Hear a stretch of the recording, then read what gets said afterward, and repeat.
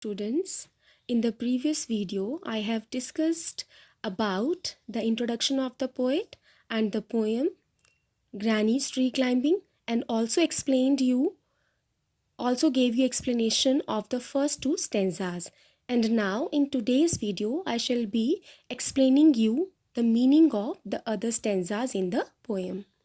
Next stanza is, and we had to agree, for in all the garden there wasn't a tree she hadn't been up at one time or another, having learned to climb from a loving brother when she was 6.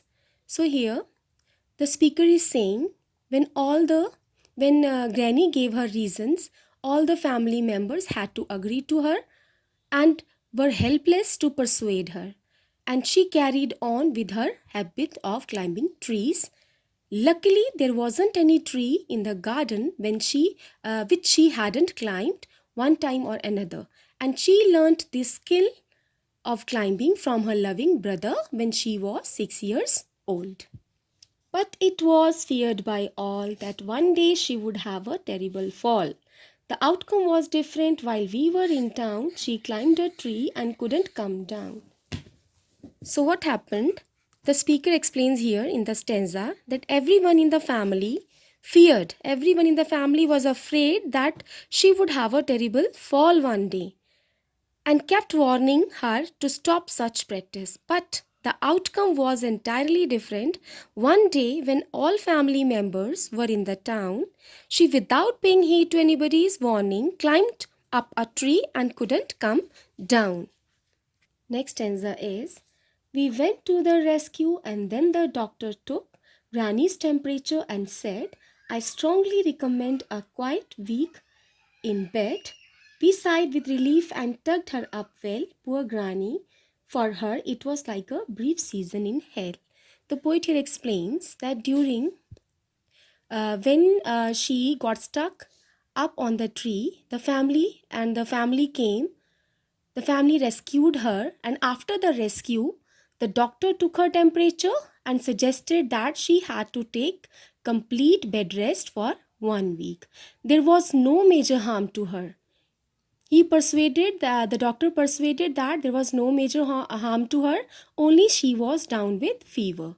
The family members sighed in relief, and Granny was confined in her room within the four walls.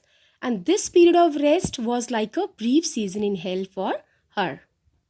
Confined to her bedroom while every breeze whispered of summer and dancing leaves, but she held her peace till she felt stronger, then sat up and said, I will lie here no longer. Then the granny, what happened afterwards? During her rest period, when she was in her room, she could feel the breeze and whisper of dancing leaves in the summer. She peacefully waited till she became stronger and healthier, and afterwards she said to her son very firmly, she said to her son that she could not lie on the bed any longer as she was getting bored, and it was not her choice. She wanted to live amidst nature. Next stanza is, and she called for my father and told him undaunted. Here undaunted means firmly and enthusiastically. So, and she called for my father and told him undaunted that a house in a treetop was what she now wanted. My dad knew his duties. He said, that's all right.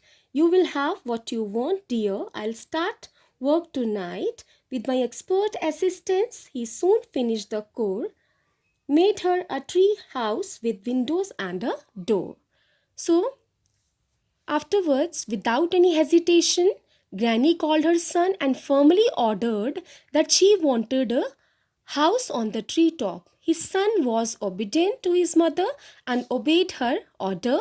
He immediately started the work with the help of his son, who was an expert. They both, father and the son, finished their work and made a little tree house, a very little treetop house with windows and door.